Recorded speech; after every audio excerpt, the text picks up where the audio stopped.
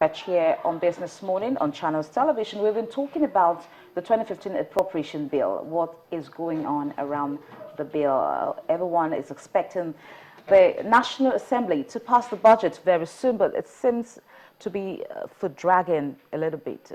We've only seen the adjustment in the crude oil price for that budget, put at $52 per barrel. Abiola Razak, the head of Research and Strategy at the Associated Discount House, is still with us here in the studio. Thank you, Biola, for still being around. I'd like us to move into the issue of budget execution, budget spending. There's been concerns, worries as to the fact that we do not execute our budget to the level that is required. Some actually accuse the Ministry of Finance of not releasing the money that is needed to pay contractors and all of that. How do all of these affect the state of execution? I think there are three things we need to look at from the perspective of the implementation of the budget. The first thing is the timing when the budget is passed.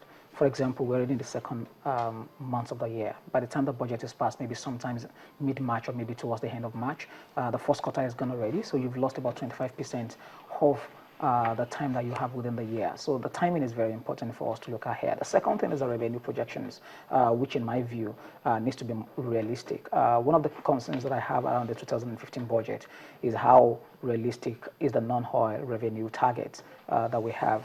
The government, I do recognize the fact that McKinsey is working with the Federal Inland Revenue Service to increase the non-oil revenue tax generation and, of course, to block some of the loopholes. There was some success recorded in 2014, and we expect that they would continue to consolidate on that success to further deepen the level of penetration in terms of non-oil tax revenue generations. But I do think that revenue shortages is also one of the major things that we need to look at. For example, based on my own estimate, I think there was something close to about 500 billion naira revenue shortage in the 2014 budget, which of course recurrent expenditures have been met.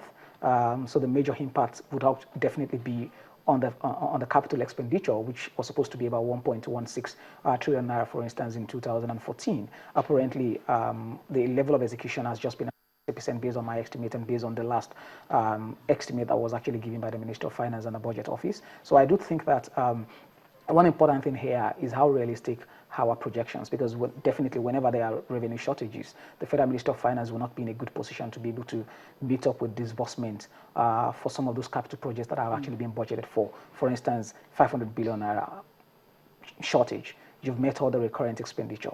So what you're left with is actually the capital expenditure, which is one of the reasons why, for instance, the 2014 budget implementation was relatively low. Based on my own estimate, maybe about 60%. We're yet to see what the figure exactly is from the Federal Ministry of Finance and, of course, the Budget Office. But I don't expect it to be more than 60-65% because of the revenue shortages that we saw last year. I do think some of those lessons are some of the things the National Assembly and the Executive Arm wants to correct this time around, so that at least the timing, we've lost some time already, so there's nothing we can do about that. What the government may do once the budget is passed is to accelerate some of the projects. Unfortunately, this is also an election cycle, so even when the budget is passed, I actually don't expect any major capital projects to be implemented until maybe after the election, sometimes maybe May. Full execution of projects will begin. So apparently, we're going to lose not less than about 4 or 5 months on the back of timing and, of course, the election process, which would definitely occupy most of the politicians now. So I do think that it's very important to take note of how realistic our projection in terms of revenue. So at least whatever we budget, for example, inclusive of the Shopee, we're looking at about 600 billion naira capital expenditure, inclusive of Shopee, which in my view also includes some recurrent expenditure anyway. So maybe apparently we're looking at just about 500 to 550 billion naira capital expenditure this year. How realistic is that in terms of the ability of the government to be able to meet up with the cash disbursement for those projects? I think it's something we need to look at, which is why I think the National Assembly and the Executive are relatively conservative in terms of the projections this year, which of course has affected capital expenditure.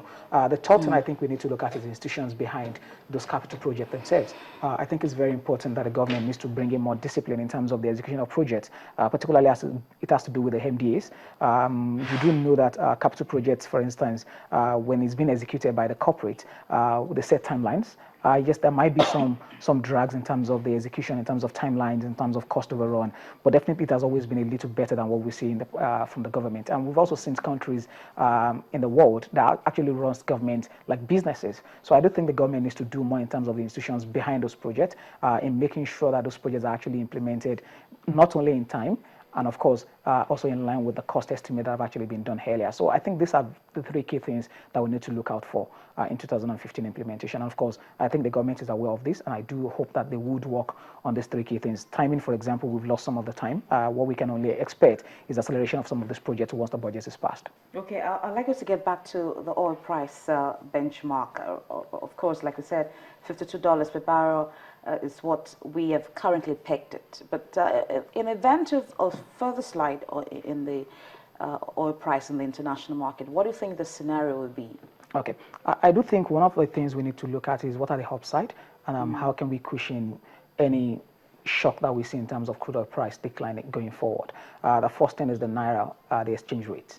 Like you rightly know, that Naira, as we speak today now, currently goes about 198 to 199 in the interbank market at the moment. The benchmark is set at 190, meaning that we have some allowance, some headroom there, no matter how small it is, about $9 to $1. In addition to that, I think what the government needs to work on, particularly after election, is to make sure that production levels do not fall below what we had in 2014, and of course, possibility of also meeting up with the budget, which is about 2.278 million barrels per day, which in my own view, I think is relatively bullish, especially when you consider that from the perspective of the production levels in December.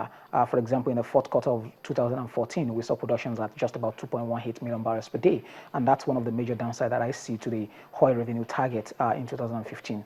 So if crude oil price do fall, like I mentioned earlier, the Ministry of Finance has also run some sensitivity analysis around crude oil price of $45 per barrel, for example, or even $40 per barrel, and of course there would be some measures that would actually be taken, not only from the perspective of possibility of borrowing more than what it budgeted for, but I also do expect that the capital expenditure would actually may suffer more for this, which is very sad, especially that like I did mention earlier, capital expenditure is actually what drives development in a country, because these are developmental projects that actually impact the lives of the people. You talk of road, you talk of water project, power, education, for example. These are some of the things that would actually drive the sustainability, the sustainability of the development and the growth that we expect in Nigeria. So it's very sad, which is one of the major concerns that I have, that capital expenditure in 2015 may also suffer some setback in terms of implementation, particularly if crude oil price, like you did mention, actually stay back. However, in my view, I do expect that crude oil price over the next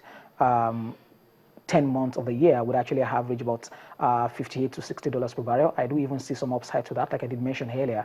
The demand levels actually signal possibility of recovery towards the $65, $68 per barrel sometimes in May, particularly when some of the turnaround maintenance that have been done by the refineries in US, Asia, and Europe actually comes to an end. And of course, we'll most likely see some level of support again from the OPEC countries, which are beginning to change their stance in terms of market share for oil, which is one of the major reasons why we've seen significant decline in crude oil price from about $115 per barrel June last year to just about $60 per barrel now, and even went as low as about $47, $48 per barrel sometimes in December. All right, we have to leave it at that, Abdullah Razak. I'm sure you have a whole lot to talk to us about the development in the fiscal policy in which the appropriation bill is part of. Thank you so much for coming on the program.